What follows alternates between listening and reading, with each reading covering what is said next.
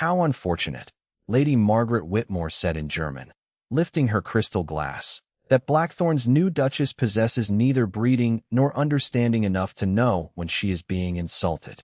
Laughter moved softly around the long dining table, delicate as silver spoons against porcelain, yet cruel enough to chill the air beneath the blazing chandeliers. Clara Hartwell heard every word. She sat at her husband's right hand in a gown of midnight blue silk, one palm resting quietly beside her plate, while the other held the linen handkerchief that had belonged to her father. Across the table, Lady Margaret smiled with the confidence of a woman who believed herself safely hidden behind a foreign language. Beside her, Baron Keller murmured something about country girls dressed in borrowed jewels. Another guest wondered aloud how long it would take before the Duke regretted his charitable marriage. Clara's fingers tightened once around the handkerchief. Then they relaxed. At the head of the table, William Hartwell, Duke of Blackthorn, watched his bride with growing unease. He did not speak German. He understood only the laughter, the glances, and the sudden stillness in Clara's shoulders. Candlelight traced the severe line of his face as his gray eyes moved from Margaret to Clara. For 4 months, he had known his wife as quiet, dutiful, and almost painfully composed. She had never raised her voice, never demanded attention, never given him reason to suspect that beneath her careful silence lived anything dangerous. "You appear amused, Lady Margaret," William said. "I hope our guests have not found fault with the evening." "Not at all, Your Grace," Margaret replied in English, sweetness coating every syllable. "We were merely discussing how charming simplicity can be." Another ripple of laughter followed. Clara looked at her. Not angrily. That would have pleased Margaret. Instead, she smiled. It was a small, gracious smile, the kind offered before a dance or after an introduction. Then Clara set down her glass. "Your observation is fascinating," she said in flawless German, her accent polished and precise. "Though simplicity is often preferable to cruelty disguised as sophistication." The laughter died. A fork touched a plate somewhere near the far end of the table, and the faint sound seemed to travel through the entire hall. Margaret's face lost its color. Baron Keller stared at Clara as if the woman beside the Duke had vanished and been replaced by someone he had not been prepared to meet. William did not understand the words, but he understood the silence they created. He turned toward his wife. "Clara." She kept her eyes on Margaret. "Lady Whitmore was concerned that I might not recognize an insult when I heard one." Her voice remained calm. I wished to reassure her. Margaret lowered her glass. "You speak German." "Among other things." Clara's gaze shifted toward the leather portfolio beside Baron Keller's chair. A translated trade agreement lay partly visible beneath its brass clasp. She had noticed it when dinner began. She had also heard the Baron describe its final clause in German, believing no one else at the table could follow. Her father had taught her that language could conceal treachery as easily as truth. "There is another matter," Clara said. William's attention sharpened. "What matter?" She looked toward the document. "The agreement your guests expect you to sign tonight contains a deliberate mistranslation." No one moved. Outside, winter wind pressed against the tall windows, making the flames in the wall sconces tremble. Clara placed her father's handkerchief beside her untouched plate and faced her husband fully. "If you sign that paper, Your Grace, you will surrender nearly 12,000 acres of Blackthorn land to men who have spent this evening laughing at you in a language they believed your household could not understand." 4 months earlier, Clara Bennet had stood in the narrow parlor of her mother's rented house, while rain traced crooked lines down the windows. The room smelled faintly of lavender, old paper, and the coal they could no longer afford to burn freely. On the table lay 3 unpaid bills, a physician's notice, and a letter sealed with the black crest of William Hartwell, Duke of Blackthorn. Clara had read it twice before her mother entered, leaning heavily on a polished cane. "You need not do this for me, Mrs. Bennet said. Clara folded the letter with careful hands. "I'm not doing it only for you." Her younger brother's school fees were overdue. Their landlord had granted them 14 days before taking possession of the house. Since her father's death, every respectable door had closed to the Bennet name. Thomas Bennet had once translated treaties for ministers and advised diplomats who praised his judgment in private. Then came the accusation that he had sold confidential information to foreign agents. His friends vanished. His title at court was removed. He died before he could clear his name, leaving Clara one locked box, one German letter, and a warning never to trust a translation simply because it carried an official seal. The Duke's proposal offered security. In return, he required a wife of good character, modest habits, and no powerful family connections. It was not affection. It was arrangement. Clara understood arrangements better than dreams. 2 days later, she arrived at Blackthorn House beneath a gray afternoon sky. William received her in a library lined with dark walnut shelves and maps framed in brass. He was taller than she expected, dressed in black, his expression controlled enough to reveal nothing. He did not offer false warmth. Clara respected him for that, though she did not yet know how deeply cold honesty could wound. "You understand the nature of my proposal," he said. "Perfectly, Your Grace. My estate requires stability. Society requires an heir to the Blackthorn name. I require a wife who will conduct herself with discretion." Clara met his gray eyes. "And what would you require of me beyond discretion?" The question seemed to surprise him. He turned toward the fireplace, where flames moved behind an iron screen. "You will manage the household when necessary. Attend formal obligations. Avoid scandal. Nothing more." William looked back at her. "Is there something more you expected?" For one dangerous second, she nearly told him that she expected to be regarded as a human being. Instead, she smoothed one glove over the other. "No, Your Grace." He asked about her health, her mother, and whether she found the financial settlement sufficient. He did not ask what languages she spoke. He did not ask why ink stained the side of her middle finger. He did not ask what books she had read or why her father's name still made government clerks lower their voices. At last, William placed the marriage agreement before her. "You may take time to consider it." Clara picked up the pen. "Time is a luxury my family no longer possesses." His gaze lingered on her face as she signed. Something shifted behind his reserve, perhaps pity, perhaps recognition. It disappeared before she could name it. When Clara returned home that evening, she opened the locked box beneath her bed. Inside lay her father's final letter, written entirely in German. At the bottom, beneath his familiar signature, one sentence had been underlined twice. The betrayal did not begin abroad. It began inside Blackthorn. The wedding took place 12 days later beneath the pale light of a winter morning, with fewer than 30 guests seated beneath the cathedral's vaulted ceiling. Clara wore ivory silk borrowed from a distant cousin, while William stood beside her in formal black, composed and unreadable. Their vows were spoken clearly. Their hands touched only when he placed the ring upon her finger. To the watching world, the marriage appeared dignified, sensible, and cold.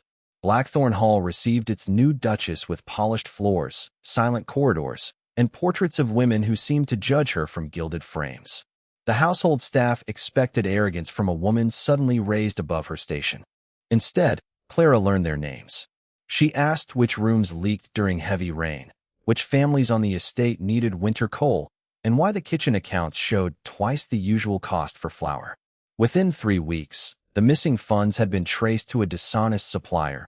2 elderly tenants had received repairs to their roofs, and the servants had stopped whispering when she entered a room. Society was less forgiving. At afternoon calls, noblewomen examined Clara's gowns and asked where she had been educated with smiles too delicate to be sincere. At dinners, gentlemen spoke over her, assuming silence meant ignorance. Clara answered politely and revealed nothing. William observed these moments from a distance. He saw that she never stumbled, never complained, and never used his rank as a weapon. He mistook her restraint for simplicity. That error settled quietly between them. Their days passed with formal courtesy. They breakfasted at opposite ends of a table built for 20. William discussed estate matters with his secretary and left before Clara finished her tea. In the evenings, he worked behind the closed doors of his study while she retired to the East Library, where a smaller fireplace and a brass reading lamp kept her company. There, beneath the muted ticking of an old clock, Clara translated letters. Some came from German merchants. Others had been copied from correspondence found among her father's papers. She compared phrases, signatures, and dates until the hours blurred and candle wax gathered in white pools beside her hand. One night, William passed the library after midnight and saw a light beneath the door. He paused. From within came the soft turn of pages and Clara's voice repeating a German sentence under her breath. His hand moved toward the handle. then stopped. He told himself that privacy was a kindness. In truth, he did not know how to enter a room where his wife might expect something more than duty. Clara heard his footsteps fade. She lowered her eyes to the document before her. At the bottom of a trade letter addressed to William, a sequence of ordinary words appeared in the same unusual order her father had taught her to recognize. It was not a sentence. It was a signal. She opened the locked box she had brought from her mother's house and placed her father's final letter beside the new correspondence. The handwriting differed. The pattern did not. Both referred to timber shipments, northern boundaries, and a private meeting to occur before the winter assembly. Clara's breathing slowed. Someone was using Blackthorn's business records to conceal messages. She copied the coded phrases onto a clean sheet, then compared the seals. One bore the mark of Baron Keller. Another carried the crest of Lady Margaret Whitmore's late husband. By dawn, Clara had found 6 connections and one name repeated in every chain of correspondence. Blackthorn, not the estate, the family. She folded the evidence before the servants arrived and hid it inside a German poetry volume on the highest shelf. When William entered breakfast an hour later, he noticed the faint ink along her finger and the shadows beneath her eyes. "You were awake late," he said.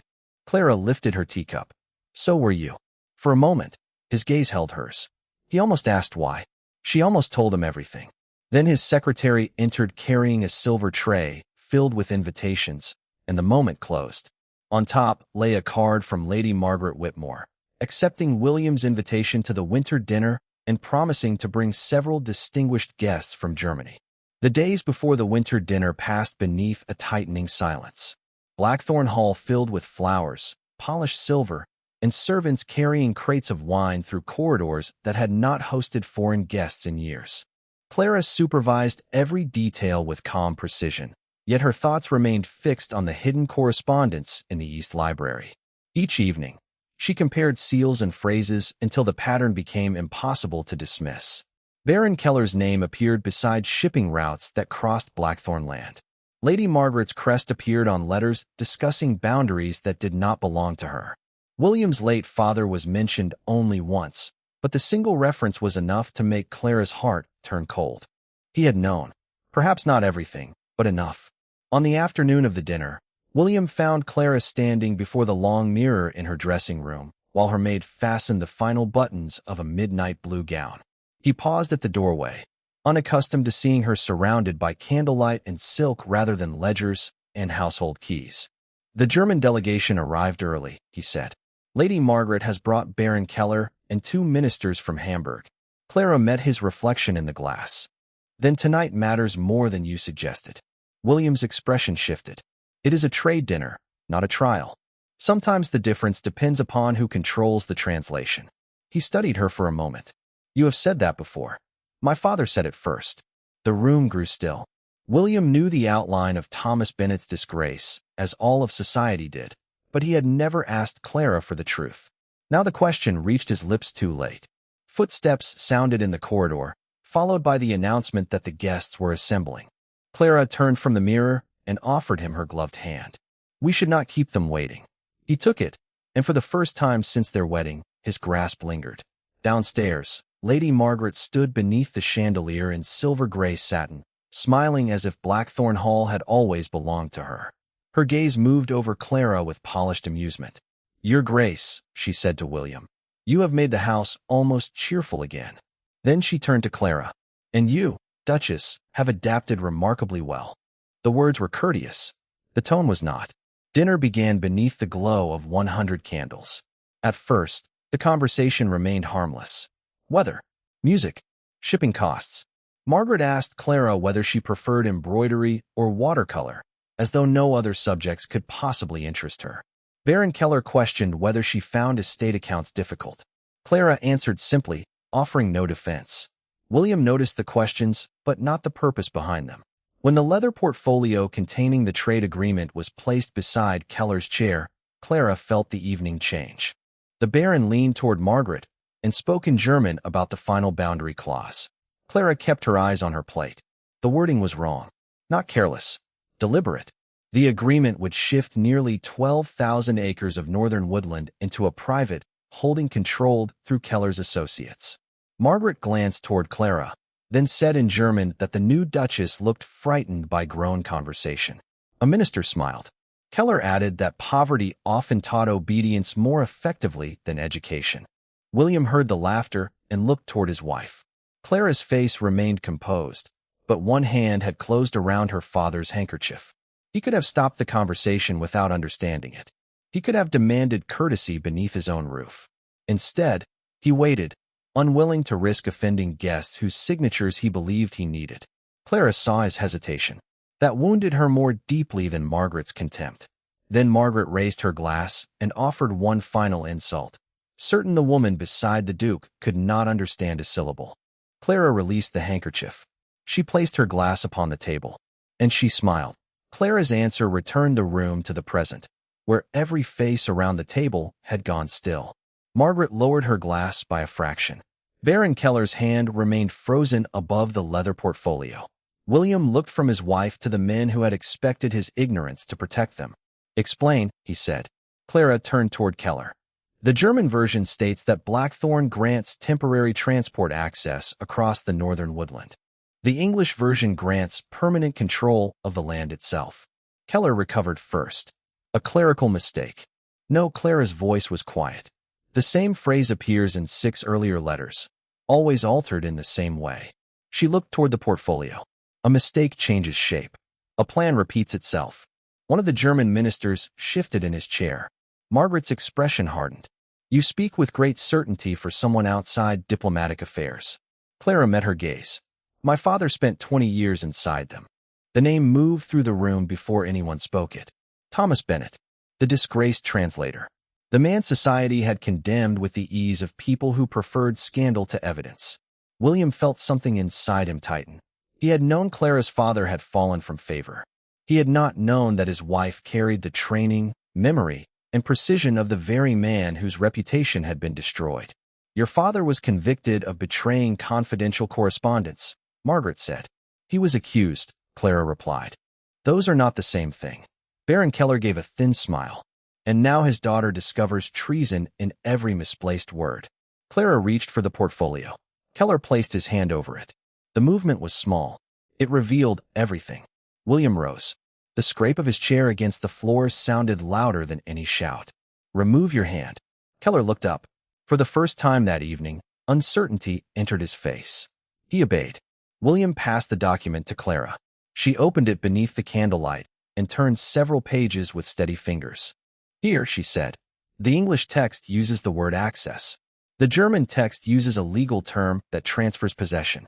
The seal beneath it is authentic, but the translation attached to it is not." Frederick Adler, the oldest member of the delegation, leaned forward. Until then he had watched in grave silence. "May I see the page?" Clara handed it to him. His eyes moved over the lines, then lifted sharply to her face. "Who taught you this form of diplomatic German?" "Thomas Bennett." Adler went pale. "You are his daughter." "Yes." He studied her as though a locked door had opened after many years. "Your father warned the Foreign Office about this exact method of alteration." Margaret's composure cracked. "That is an outrageous claim." "It is a documented one," Adler said. "I read his report before it disappeared." William's gaze settled on Margaret. The woman who had entered his house like an old authority now looked suddenly smaller beneath the chandeliers. Yet Clara felt no triumph. Only the old ache of hearing her father's name spoken without contempt. "Where is the report?" she asked. Adler hesitated. "It was removed from the official file." "By whom?" No one answered. William looked toward Clara, but she did not look back. She was staring at the blackthorn crest pressed into the wax at the bottom of the altered agreement. The same crest had appeared beside the final line of her father's letter. The betrayal did not begin abroad. It began inside Blackthorn. "My father knew this document would return," Clara whispered. William heard her. "What did he tell you?" She closed the portfolio and faced him at last. "He told me the man who buried the truth carried your family name." For several seconds, William said nothing. The blackthorn crest gleamed beneath the candlelight, familiar and suddenly foreign, as if the weight of generations had shifted upon the wax. Around the table, the guests waited for him to defend his name. Margaret expected it. Keller depended upon it. Clara feared it. William looked at his wife and saw, with painful clarity, How often he had mistaken her silence for emptiness. "This dinner is over," he said. His voice was calm, but no one misunderstood him. "The agreement will not be signed." Margaret rose at once. "William, you cannot allow a woman with a personal grievance to overturn months of negotiation." Clara's expression did not change, though the use of his given name revealed more intimacy than Margaret intended. William noticed. So did everyone else. "You will address me properly in my own house," he said. Margaret's cheeks tightened. "Your Grace, then? Surely you recognize the danger of trusting the daughter of an accused traitor." William glanced toward Clara. He wanted to answer quickly, to shield her with rank and certainty, but the words would not come. He did not yet know what his father had done. He did not know whether the crest marked guilt, cowardice, or some deeper deception. His hesitation lasted only a moment. Clara felt every second of it. Frederick Adler closed the document. "The Duchess has identified a legal alteration that can be verified by any competent translator." "Then let it be verified," Keller said. "By someone without the Bennett name." Clara rose from her chair. Of course. Her composure was flawless, but William saw the pulse move at her throat. Truth should survive examination, no matter who speaks it. She turned toward the door. William stepped after her. "Clara." She stopped, but did not face him. "Remain at Blackthorn until this matter is settled." His words sounded like an order before he heard them himself. The room grew colder. Clara turned slowly. "For my safety?" "Yes." "Or for the safety of your name?" William had no answer prepared. That was answer enough. Margaret lowered her gaze to conceal a small, satisfied smile. Clara removed her hand from the back of the chair. "You invited these people beneath your roof. You heard them laugh. You saw what they were doing, even if you did not understand the language. I was trying to protect the negotiation. You protected the comfort of your guests." Her voice remained soft. "You left your wife to protect herself." The truth entered him without mercy because it required none. William took one step closer. "I was wrong." Clara's eyes lifted to his, and for the first time he saw not patience, but exhaustion. "That does not tell me whether you believe me." Before he could reply, the doors opened and his secretary entered, carrying a message stamped with the Royal Council's seal. He whispered to William, whose expression darkened as he read.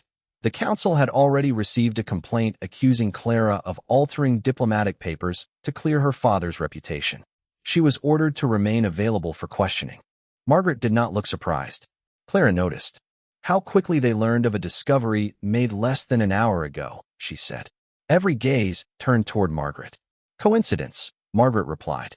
Clara gave the faintest smile. "I have learned to distrust that word." William folded the message. "No one will take you from this house. You still do not understand." Clara removed her wedding ring and placed it beside his untouched glass. The small sound of gold against would silence the room more completely than any command. "I do not need another powerful man deciding where I must remain." William stared at the ring. "Clara, do not leave tonight." "I will leave before dawn." She looked at him with sorrow, not anger. "When you decide whether you trust the truth or merely fear the scandal, you will know where to find me."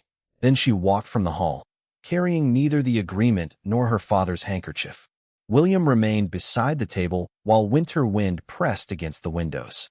On the linen near Clara's abandoned place lay a single folded note, written in her hand. He opened it.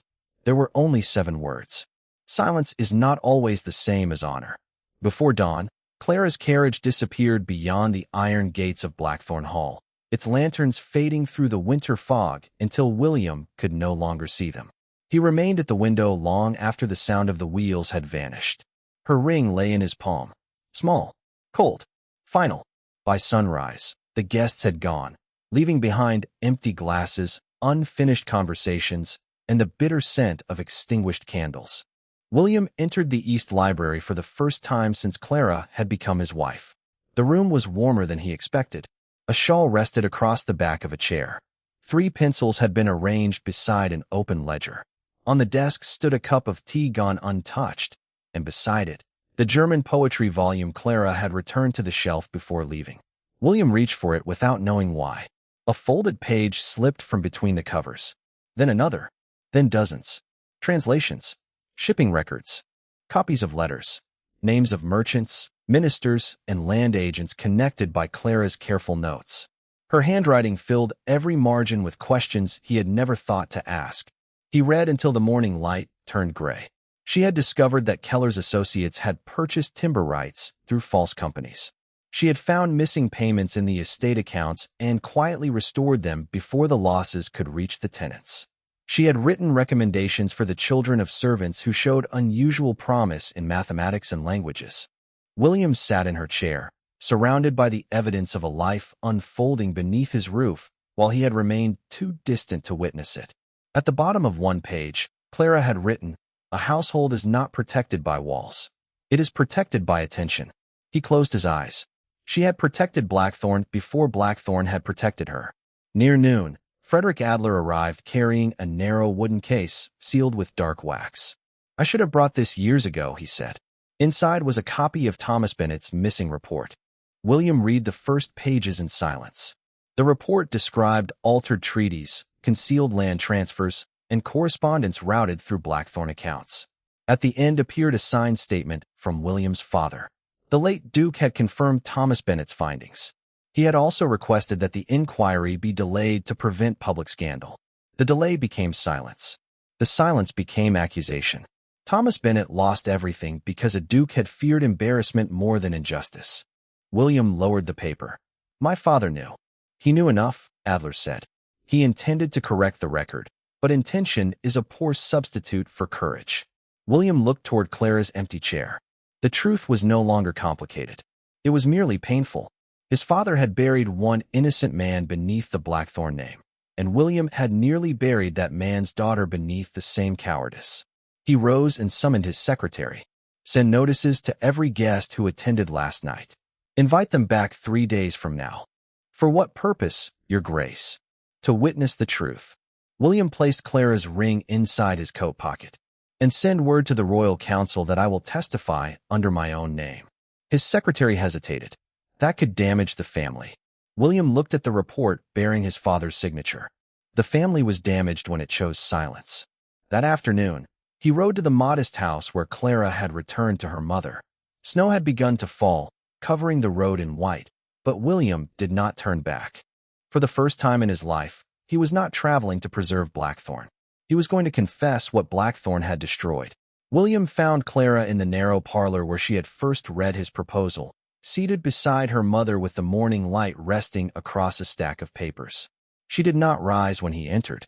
Snow melted from his coat and darkened the floorboards, but he seemed unaware of it. For once, the Duke of Blackthorn carried no command in his posture, only truth. He placed Thomas Bennet's recovered report upon the table.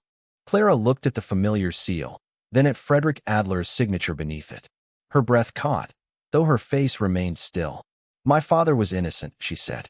"Yes." William did not soften the answer. "And mine knew enough to save him." Mrs. Bennet closed her eyes. Clara touched the edge of the report, but did not open it. "Why are you here?" "To ask you to return to Blackthorn." Her gaze hardened. "As your wife. As the person whose judgment should have been trusted before mine." William removed the ring from his pocket and placed it beside the report. "I will not ask you to wear this today. I have not earned that right." Clara studied him in silence. "What have you done?" "Invited every guest from the dinner back to the hall. The royal council will attend. Adler will testify. I will present my father's statement under my own name. Your title may suffer. Then it will suffer honestly." Something in Clara's expression shifted, but she did not forgive him. Not yet. 3 days later, Blackthorn Hall filled again beneath the same chandeliers, though the air held none of the previous evening's false elegance. Council representatives stood near the fireplace. German ministers occupied one side of the long room. Margaret Whitmore arrived in pearl gray silk, composed enough to suggest confidence, while Baron Keller avoided every eye. William waited at the head of the table. Clara entered beside Frederick Adler, wearing a dark green gown without jewels. Conversation stopped. She did not look toward the place where she had once sat in silence. She walked directly to the documents. Adler presented Thomas Bennet's report. William read his father's signed statement aloud, each word stripping another layer of protection from the Blackthorn name. He did not excuse the delay. He did not call it caution. He named it cowardice. Margaret rose before he finished. "This proves nothing about the present agreement." Clara opened the German copy. "Then we shall discuss the present." She explained the altered clause, the false companies, and the transfer of nearly 12,000 acres. Each fact was supported by a letter, a seal, or an account. Keller whispered sharply to Margaret in German. Clara paused. Baron Keller has just instructed Lady Margaret to remove the original correspondence from the blue portfolio before the council examines it. The room turned toward them. Margaret's hand, already resting near the portfolio, became still. That is not what he said. Clara's eyes met hers. He also said the servants' corridor remains unguarded. A council officer opened the blue portfolio. Inside lay the missing letters, including one bearing Margaret's private seal and another authorizing Keller to divide Blackthorn land among silent investors. Margaret's composure finally broke. You planned this humiliation. No, Clara replied. I planned for the truth to be understood. William stepped beside her, not in front of her. The Bennett accusation is withdrawn, the senior councilman declared after examining the evidence. Thomas Bennett's name will be formally restored. Mrs. Bennett, seated near the doorway, covered her mouth with trembling fingers. Clara remained upright, but tears brightened her eyes. William looked at her and understood that this moment belonged to her father, not to him. He said nothing. He simply stood near enough for her to know she was no longer alone, and far enough to show that the choice to reach for him remained entirely hers. By the following spring, the name Thomas Bennett had been restored in every public record that once condemned it. The Royal Council issued a formal declaration acknowledging his service, and the newspapers that had repeated the old accusation now printed careful corrections beneath larger headlines. Margaret Whitmore and Baron Keller were removed from all negotiations connected to Blackthorn, while the altered agreement was destroyed before witnesses.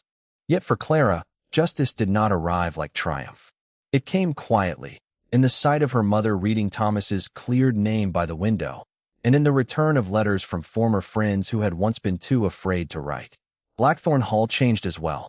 William opened the East Library to scholars, translators, and the daughters of estate workers who wished to study languages. At Clara's request, a fund was established in her father's name to support young women whose education might otherwise be dismissed as unnecessary. She supervised it herself. William never asked her to forgive him. Instead, he learned to listen before speaking. He joined her at breakfast and waited until she finished her thoughts. He brought estate correspondence to the East Library rather than assuming she had no interest in it. When foreign letters arrived, he placed them beside her tea with a quiet request for her judgment. Some evenings, Clara corrected his German pronunciation while rain moved across the windows. He accepted every correction with solemn attention, though once, when he mispronounced the same word 3 times, she laughed. The sound stopped him completely. It was the first time he had heard her laugh without caution. Weeks passed before Clara returned to the room prepared for the Duchess. Until then, she remained in the East Wing by choice. William respected the closed door. One evening, near the end of April, she found him alone in the great hall beneath the portrait of his father. The older Duke's painted expression remained proud, but William no longer looked toward it for permission. Clara held her wedding ring between her fingers. I have been thinking about what you said at my mother's house. William rose. I said many things too late. You said you would not ask me to wear this until you had earned the right. His gaze dropped to the ring. I remember. Clara stepped closer. Trust is not restored by one honest act. I know. Nor by an apology spoken beautifully. I know that too. She studied his face, searching for the command that had once lived behind his silence. It was gone. In its place stood patience. In German, she said softly, there is a phrase my father used when someone wished to begin again. Vertrauen muss verdient werden. Trust must be earned. William answered carefully in the language he had practiced each night. Dan werdich es verdienen. Then I will earn it. His accent was imperfect. His meaning was not. Clara looked down at the ring, then placed it upon her finger herself. William did not reach for her. He waited. She closed the distance and offered him her hand. Only then did he take it. Their fingers rested together beneath the steady candlelight. Neither possession nor surrender, but choice. Outside, the last of winter's frost released its hold on the gardens. Inside, the great hall no longer felt like a monument to silence. It felt like a place where truth had finally been given a voice. Some hearts do not need to be rescued. They need to be heard, believed, and met with the courage to change.